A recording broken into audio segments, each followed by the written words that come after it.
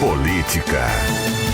Deixa eu falar de política. Aliás, eu não entendo de política. Agora tem alguém que entende. Tu entende muito, Marquinhos. Quem entende de política... Opa, olha aqui. Ô Beto. Ó, é problema no Osmar. Contato. Olha, gente, gostou boa dessa? essa, hein? Não conhecia essa? Não, Osmar, contato. Osmar, contato. Olha, boa essa. Aqui do meu microfone. Roberval, vem consertar o microfone, Roberval. Eu lembrei vocês instalando lá na Uniavan. Roberval, vem cá, Roberval. Lembrei. Melhor não contar, hein? É melhor não contar.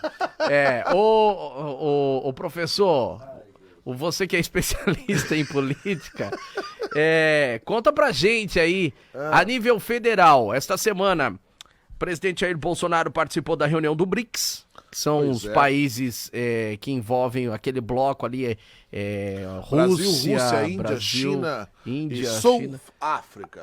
África do Sul, né? Uhum. E também o Bolsonaro prometeu, inclusive nesta reunião, dizer o nome dos países que compram a madeira ilegal da nossa Amazônia aqui. Mas ontem, numa live, ele não falou o nome, viu? Não. Citou apenas... Ele foi aconselhado pela sua ala militar a não citar qualquer tipo de nome. Ah, é? Para que a gente não tivesse, inclusive, um problema com relações diplomáticas. Haja vista, viu, Marquinhos, que há acordos comerciais em vigência com parte desses países. Entendi. Então, é absolutamente insano você, no meio de uma negociação comercial ou tendo acordos bilaterais, que são bons para as duas partes, você ter esse tipo de atitude, esse tipo de discurso. Eu vou entregar quem... Enfim, não é só a questão que envolve a madeira da Amazônia. É uma questão que envolve uma cadeia de produção. Uma cadeia de produção e uma cadeia de contratos comerciais. Mas então, foi muito aconselhado pela sua cúpula militar não trazer esses nomes a público. Mas quando ele fala no BRICS, numa reunião oficial de chefes de Estado, olha, vou dizer o nome de quem tá comprando. Não seria tipo assim, ele jogou a pressão que estão fazendo em cima do Brasil em função da Amazônia? Tipo, parem de falar coisa que vocês não sabem. Sem dúvida. Essa é uma característica do presidente Bolsonaro desde o primeiro momento. Ele tem dito o seguinte: o que pertence ao país tem que ser tratado pelos interesses nacionais. Certo, que é o caso da Amazônia. É a soberania nacional, o que vale são os nossos projetos para a Amazônia e ponto final. E se vocês querem ingerir nessa administração, né? Espera um pouquinho aí, que eu sei o que vocês fizeram no verão passado. É mais ou menos isso. Gostei da analogia. É essa forma que o Bolsonaro seguia. Mas o que ficou claro pra mim naquela reunião do BRICS, Marquinhos, é o racha entre Brasil e China. Um racha... Brasil e China? Nossa, em muitos momentos, tanto o Kim Jinping quanto o Bolsonaro fizeram acusações muito fortes uns aos outros, né? Um ao outro. Em alguns momentos a reunião foi muito tensa. Porque, enfim, há uma disputa ideológica do presidente Bolsonaro com o que ele chama de comunismo, de autoritarismo, e o Xi Jinping cobrou o Bolsonaro pelas declarações públicas do presidente em relação à vacina chinesa. Certo. Então houve uma cobrança pública durante a reunião, que era transmitida oficialmente, feita de forma online. Houve uma cobrança do Xi Jinping em relação às falas do presidente Bolsonaro em relação à vacina chinesa. O clima, em alguns momentos, foi tenso. E veio, rapaz, de onde menos se esperava, o grande elogio ao presidente Jair Messias Bolsonaro, do Vladimir Putin. Né? Que também é um país comunista. É um país, esse termo, vamos dizer que ele é uma herança do comunismo, né, Marquinhos? Ele é uma herança do comunismo, mas o Vladimir Putin é um cidadão que está no poder há muito tempo por lá, não dá sinais que vai redemocratizar a nação e certamente ele aproveitou aquele momento para elogiar a postura do Bolsonaro em relação à pandemia, para dizer que o Bolsonaro foi corajoso em assumir as responsabilidades, que ele tentou se guiar dessa forma também contra uma maré de notícias ruins, segundo ele, que se espalhou pelo mundo. Então, uma troca de figurinhas bastante interessante de onde a gente pensava que não vinha. Mas o fato é que essa questão que envolve toda a reunião do BRICS, ela é, antes de tudo, ela não é apenas uma questão pontual em relação à Amazônia, ela não é uma questão apenas pontual em relação a essa relação do Brasil com a Rússia e com a China, mas principalmente, Marquinhos, em buscar estratégias para que esse grupo, que é o grupo de 5 países hoje em desenvolvimento, que pretendem chegar ali a uma cúpula maior, ao G7, ao G8, enfim, para pensar o pós-pandemia. Sim. Deveria ser esse o foco, né? Uma das medidas ali que foi pedida e inclusive em acordo da carta pós é a inclusão de algum desses países, como o Brasil, no Conselho de Segurança da ONU, né? Isso, Eles pediram uma isso. uma série de reformas na OMS, a OMC, né? A Organização Mundial do Isso. Comércio, da Saúde E e da talvez ONU, a né? grande sacada, Marquinhos, que é um banco de fomento internacional aos Certo. moldes do Fundo Monetário Internacional, gerido por esses 5 países. Certo. Para fazer crédito para o mundo, para fazer concessões para o mundo e para abrir espaço para buscar créditos para a infraestrutura dos 5 países. Ô professor, qual é o interesse do Putin em elogiar o Brasil? Visto que, ideologicamente, como você está falando, o Brasil tem uma ideologia hoje governamental diferente da Rússia, assim como da China, né? Embora é mais rusgas entre Brasil e China nesse momento que Brasil e Rússia. É que uma coisa é o discurso, a outra coisa é a prática. Ah, tá. Né? O Entendi. discurso, esse discurso ideológico de que eu não me misturo com os países com herança comunista, isso aí é muito mais o discurso do que a prática. A prática é que o Brasil tem acordos comerciais muito fortes com China e com a própria Rússia, principalmente Certo. envolvendo a carne, no caso específico da Rússia. Então é um caminho que já foi aberto e é um caminho sem retorno. E todo mundo Da sabe... nossa venda de carne pra lá. Claro, e todo Tá. mundo sabe que o mais importante para o presidente Bolsonaro é ele manter essa estratégia de uma política externa independente, mesmo que tenha esse viés ideológico, mas que ele possa conversar com todas as nações. E a Rússia sabe muito bem disso. O Brasil é um belo mercado consumidor, o Brasil é uma bela fonte de matéria-prima e o Brasil pode ser um forte aliado da Rússia naquilo que a Rússia não tem, principalmente quando enfrenta os seus invernos de 40 graus. O Brasil, como produtor de gêneros alimentícios, é um parceiro estratégico para a Rússia. É, como diz o professor Ricardo Titteric sempre, né? Os nossos commodities é o que move esse país. Um dos maiores produtores de soja, de laranja, de café, os minérios, né? Então, assim, o Brasil é muito rico nisso. E sem dúvida, muitos mercados estão sendo abertos, né? Nessa que a gente chama de... Não vou dizer livre comércio, porque livre comércio é sem... O BRICS é uma grande sacada. É. O BRICS é uma grande sacada. Porque você pega a Índia, a China, que são as maiores populações do mundo, Exatamente. e Rússia, né? Exatamente. E são países também grandes do ponto de vista territorial, que produzem muitas commodities. Então imagina, Marquinhos, se você consegue ajustar o seu preço em dólar em relação a essas nações, você se torna muito competitivo. Então realmente é um mercado que precisa ser explorado, é uma relação que precisa ser mantida. E acredito que a turma do Deixa Disso, que é o corpo diplomático brasileiro, e vou aqui refazer um elogio que já fiz recentemente. Nós temos o Instituto Rio Branco, que forma os melhores diplomatas do mundo. Não estou exagerando, a diplomacia brasileira é uma das melhores do planeta. Essa diplomacia é que leva para o mundo a ideia do Brasil, país da paz, e do Brasil que negocia com todos. Essa turma do Deixa Disso certamente já começou a atuar nos bastidores para aparar essas arestas entre Brasil e China. Tanto é que o próprio presidente Bolsonaro já falou que mesmo sendo contra a compra da vacina chinesa, ele não vai se furtar de comprá-la caso a Anvisa ateste o seu funcionamento, a sua serventia. Na verdade, ela já foi comprada, o insumo e já chegou no Brasil, né? Sim, Ontem sim, desembarcou sim. 120 mil doses, né? Muito embora por parte do governo paulista, né? Isso, exatamente.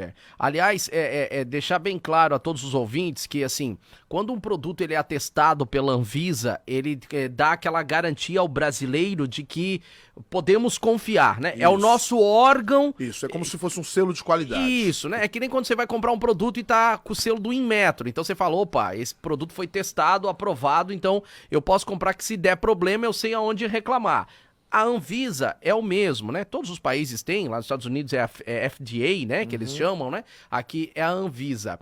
Agora, na nossa Constituição, permite-se, tá? De que em casos de calamidade e emergência, pode-se até se fazer uma curva meio por fora.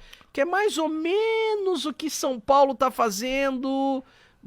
Não sei se deveria, mas enfim, com a vacina. Na verdade, Ainda está contando com a Anvisa, mas pode-se fazer por fora. A Anvisa ela é o órgão regulador e tem que passar pela Anvisa. Também mas você acho. tem o Instituto Butantan, que a gente falou disso ontem, né, Marquinhos? Sim.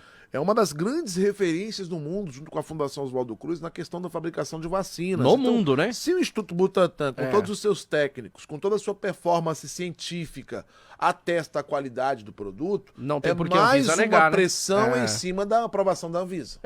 Até porque assim, o que vai chegar é os insumos e a produção será feita em território nacional, das 46 milhões de doses, né? Chega, acho que é 120 mil litros do insumo para produção e aí, obviamente, tudo é feito aqui no Instituto Butantan. Professor, a nível nacional, dentro do Brasil, o Brasil vive uma crise muito grande no estado do Amapá. Tristeza, né, Marquinhos? Rapaz, o que é aquilo, hein, que tá acontecendo no Amapá? Um bloqueio total, já foi feito notícia crime de que não foi raio, que pode ter sido um fogo intencional lá na estação, na subestação que gera energia para o estado do Amapá e suas 16 cidades. A capital está sofrendo com apagões novamente essa semana.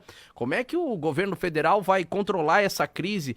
Você vê que às vezes passa um negócio aqui, começa um negócio lá. O Brasil é um país continental, né? Parece que todo dia tem um lugar para a gente poder fazer um ajuste. A população do Amapá está sofrendo muito, principalmente da capital Macapá. Já são mais de 1.500 famílias em situação de vulnerabilidade, é comida apodrecendo, você não consegue manter esses produtos. Uma tristeza, Marquinhos, uma tristeza, mas mostra também um certo descaso. E eu não vou botar a culpa no governo federal, não, vou botar a culpa no próprio Amapá. O Amapá vem de governadores, de políticos corruptos, desonestos, um clã Sarney que comanda o Estado há anos, há 2 décadas pelo menos, e os aliados ali são os aliados do Sarney. O Estado não buscou se recompor, se preparar, dar essa infraestrutura para a população.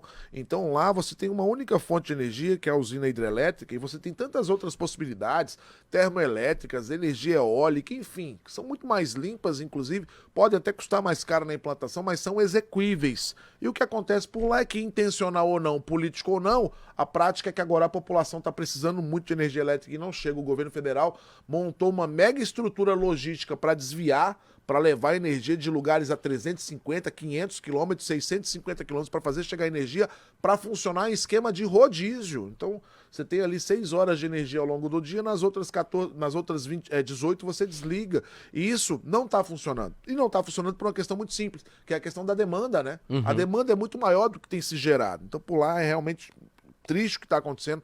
Repito, o governo federal está tentando fazer a sua parte, mas é uma questão de infraestrutura. Não existe. Tem 2 coisas básicas na vida de um ser humano na atualidade, né? A água e a energia elétrica, né, professor? A falta da água e a falta de energia elétrica tira todo mundo da sua razão, da sua paciência. Realmente são momentos muito difíceis. Eu lembro quando teve aqui o tal do ciclone Bomba, que a gente viveu aqui em Santa Catarina, e o estado todo foi atingido pela primeira vez na história da Celesc, e alguns municípios ficaram 3, 4, 5, quase uma semana sem energia elétrica. As pessoas reclamavam, as pessoas estavam... Você imagina o que o Amapá está vivendo lá. Então, assim, esse momento é bom a gente ter empatia e qualquer tipo de comentário referente ao Amapá, né? Lá você tem 4 usinas hidrelétricas instaladas nos rios da região e todas com transmissões, com os cabos de transmissão com problemas hoje, por conta desse grande defeito, dessa grande explosão numa estação. Então, das 4 usinas hidrelétricas, você tem lá 4 Ferraris que estão sem motor. Essa é a grande verdade, estão sem transmissão. Então, você tem que buscar de outros estados, infelizmente. Por lá, a situação é muito triste. O povo amapaense está sofrendo. E um detalhe, Marquinhos, o que você colocou agora sobre essa necessidade de energia elétrica. A gente não consegue mais viver sem ela. Essa é a grande verdade. Para tudo. Para tudo, né? Para absolutamente tudo. E, para você manter alimentos, para você se informar, para você tudo. Mais, obviamente, são as comunidades mais humildes. Ô professor, aqui no estado de Santa Catarina, como é que está o processo de impeachment do governador Carlos Moisés? Está em vias quase finais, né? Está caminhando, a previsão é que no final desse mês já se vote essa questão, ali pelo dia 27. E o Moisés tem trabalhado muito nos bastidores, viu, Marquinhos? É uma mudança, é uma mudança de estratégia, de postura que as pessoas talvez há um ano atrás não esperassem do Moisés, batendo de porta em porta, visitando o prefeito, visitando o município, com audiência e com deputados. Já esteve em Brasília 3 vezes nos últimos 30 dias, desde que votou-se ali pela primeira vez. Tá. Então está buscando se rearticular, se rearticular. Inclusive, viu, Marquinhos? Vendendo a alma pro diabo. Como assim? Claro, porque tem eleições em 2022. Então, se você voltar, você abre mão da reeleição, você vai fazer apoio pro partido X, você vai apoiar o candidato fulano de tal. Certo. Então tá nesse nível de negociação. Porque quando chegar ali no Tribunal Especial, que a gente for ter aquela votação final, para ser afastado, ele precisa ter 7 votos contrários. Isso. Né? Então, ele trabalha efetivamente para evitar que isso aconteça. Certo. E aí ele não precisa apenas contar com o apoio dos juízes da toga, né, que lhe deram um apoio substancial no primeiro julgamento. Ele vai precisar também do apoio dos deputados que ali estão. Certo. E com o deputado, a coisa funciona diferente. Ela não funciona necessariamente pelo instrumento técnico, né? Pela letra fria da lei. Tá. Ela funciona pela politicagem, pelo troca aqui, toma ali, toma cá, dá lá. Então, tudo depende da forma como você arruma. E já tem muita gente apostando que ele volta. Ah, é? E Daniela Rainer, que está aí no poder, ela foi diagnosticada com a Covid essa semana, né? Foi depois da votação, né? Ela foi a Chapecó, que ela é originária da região oeste, né? Foi. Ela foi lá, fez o seu voto, etc e tal, e logo depois, acho que foi segunda ou terça-feira, ela foi, o governo do estado de Santa Catarina acabou divulgando que a governadora interina, a Daniela Rainer, foi diagnosticada com a Covid. Ela andou fazendo umas reuniões importantes, ela tá querendo botar um consulado da Argentina em Chapecó. Sim, Também há umas movimentações, embora ontem ela sofreu uma pressão aqui de Balneário Camboriú, né? Ela tem tentado, viu, Marquinhos, buscar aparato técnico para fazer uma gestão técnica. Tá. Mas essa é uma grande balela no Brasil, né? Eu acho isso uma grande balela no Brasil. Porque política é política. Política tem o técnico que vai ser o seu assessor, que vai te direcionar para os melhores caminhos. Perfeito. Mas ninguém faz só gestão técnica. Tá. As pessoas precisam fazer gestão política também. E a Daniela é acusada pelos próprios bolsonaristas, que hoje estão muito próximos dela, de ser fraca, de não ter coragem de tomar decisões, de estar sempre em cima do muro. Esperava-se que ela tivesse um início de governo com mais volume. E é um governo muito tímido.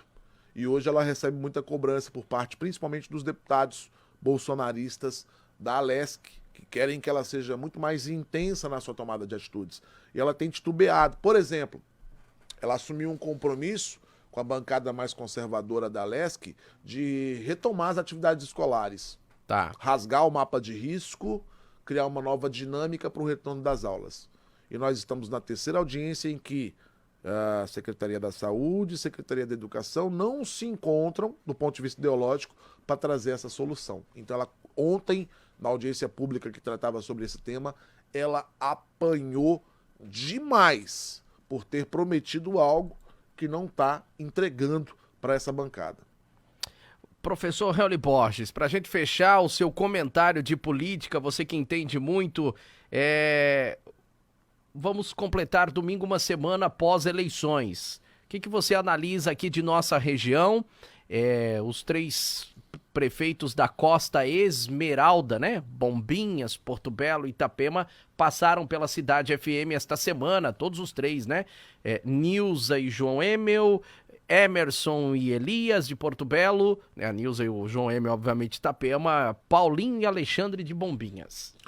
Muito bom, primeiro, esse espaço que a rádio tem aberto para os eleitos, né? E quero lembrar aqui que também estamos recebendo no final da tarde os vereadores eleitos por Itapema. Ah, é verdade. Muito bacana esse espaço, porque você tem a oportunidade de estreitar a relação com aquele que você votou. Tá. E se você não votou, você tem que entender que a partir daquele momento aquele cidadão é o seu representante, seja no executivo, seja no legislativo. Então nada melhor do que apresentá-los para a população, né? Muito embora os 3 prefeitos sejam reeleitos, o que foi um fenômeno muito interessante na Anfre. Na Anfre, de uma forma geral, boa parte dos prefeitos que buscaram a reeleição conseguiram. É o maior índice de reeleição do Brasil desde 2002. Não se tem tanta reeleição no país como tivemos agora. E isso é fato, é sinal de que os governos têm o balizamento da população, têm a aprovação da população. Esse reconhecimento vem por causa do tratamento em que esses prefeitos deram, talvez, durante a pandemia, professor? Porque há decisões que eram para ser do governo federal foram balizadas pelo Supremo, sendo estadual e municipal. Então, assim, tiveram que correr atrás da... Por incrível que pareça, Marquinhos, eu acho que esse fator é um fator secundário. Ah, é? Eu acredito que seja um fator secundário, porque afinal de contas não foi o diferente, foi o normal da região. Ah, Então, tá. quando algo é o normal da região, as pessoas entendem como mera obrigação. Certo. Acredito realmente que o que valeu foi o conjunto da obra, né? Os 4 anos de mandato entendi. de cada um deles. Agora, tem detalhes importantes. O trabalho já começou, né? E eu vou pegar aqui como exemplo Itapema. Itapema já tem. Veja que situação, Marquinhos. Dia 15 sai o resultado das eleições às 10h50 da noite. Certo. Na segunda-feira, aqui em Itapema, a movimentação já foi pela escolha da mesa diretora que vai cuidar dos trabalhos legislativos do biênio 2021-2022. Certo. Na segunda-feira, já começou a se construir a mesa diretora que assume em janeiro, que será votada em janeiro, inclusive protocolando uma chapa, né? Você já tem esse nome? Sim, a chapa aqui em Itapema, a presidência da Câmara ficará com Alexandre Chepa, a vice-presidência com o vereador Lei Dias, Certo. a primeira secretaria com a Raquel Josino, a Raquel da Saúde, e a segunda secretaria com o Léo Cordeiro. Inclusive, uma outra novidade para o nosso ouvinte, o governo Nilza Cima já tem um líder na Câmara a partir do próximo ano, que é o Léo Cordeiro, será o líder do governo Nilza dentro da Câmara de Vereadores por aqui. E também, Marquinhos, de forma muito interessante, nós teremos aqui em Itapema a criação de novas secretarias. Uma delas eu já posso trazer para vocês aqui em primeira mão, é a Secretaria de Segurança Pública, que será criada a partir do próximo mandato. As outras ainda estão em análise, ainda estão em estudo, mas certamente o governo Nilza já começa a se preparar para iniciar essa segunda jornada e a Câmara da mesma forma. Secretaria da Segurança Pública traz talvez um dos anseios da comunidade, que é a Guarda Municipal? Certamente esse é a prioridade dessa secretaria, estruturar um plano de segurança para a cidade com a presença de uma guarda municipal. Fica agora a pergunta de quem assumiria com experiência esta secretaria, né? Exatamente. Você tem alguma... eu tô achando que você tem informação de bastidor, mas você não vai trazer. Essa eu não vou dar, Marquinhos. Não? Essa eu não vou dar porque eu posso atrapalhar o andamento da situação. Mas você então, sabe. Sei. Esse homem é muito informado. Por isso que eu digo que ele entende e é ele que comenta, porque senão, né, a gente vai ficar a ver navios. Não vai ser surpresa para ninguém. Não? Tá bom. Olha, professor Helly Borges, obrigado pelos seus comentários. Eu sei que você vai para um segundo turno agora do seu exercício profissional. Deixa eu mandar um abraço. Claro. Quero mandar um abraço pro Edson Lourenço. O Edson colocou aqui, professor, com todo o respeito que lhe tenho, se puder me responder, por que antes das eleições ninguém batia mais na tecla coronavírus? Será que estavam fazendo isso pro povo, né? Para que o povo pudesse voltar? Porque agora parece que voltou com tudo.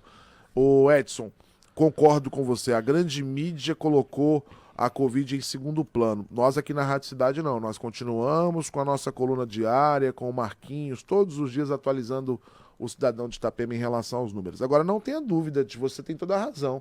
A grande mídia colocou num segundo plano sim, porque era preciso tornar as eleições seguras, né? Pelo menos do ponto de vista do discurso, né? A pandemia estava aí, né? E ela mostrou os sinais de enfraquecimento, mas retomou com tudo, desde os feriados que nós tivemos a partir do 7 de setembro, dali para cá a gente voltou a ter uma retomada forte, um ritmo forte nos casos, mas era preciso ficar no segundo plano, para manter as eleições execuíveis, possíveis, né? Para manter. E a gente está falando aqui de uma região que nós conhecemos, mas são regiões com colégios eleitorais pequenos. Imagina São Paulo, amigo. Imagina Rio de Janeiro. Imagina as cidades que vão agora para um segundo turno. Só a cidade de São Paulo são 14 milhões de habitantes. É o dobro de Santa Catarina em uma cidade. O Tribunal Superior Eleitoral não teve coragem de adiar as eleições, essa é a grande verdade. Havia muitos interesses ali embutidos nesse processo. Não teve coragem de retardar e de unificar as eleições até para 2022, inclusive dando mais 2 anos de mandato para quem já estava aí. Mas uma PEC apesentada pelo deputado Peninha de Santa Catarina, né? Deputado Peninha de Santa Catarina, muito presente aqui na nossa região. Então, assim, era preciso realmente manter os números em segundo plano para que as eleições transcorressem de forma mais efetiva. Agora que a eleição passou em primeiro turno em muitas das cidades, o assunto de fato volta à tona, inclusive pelos grandes veículos de informação.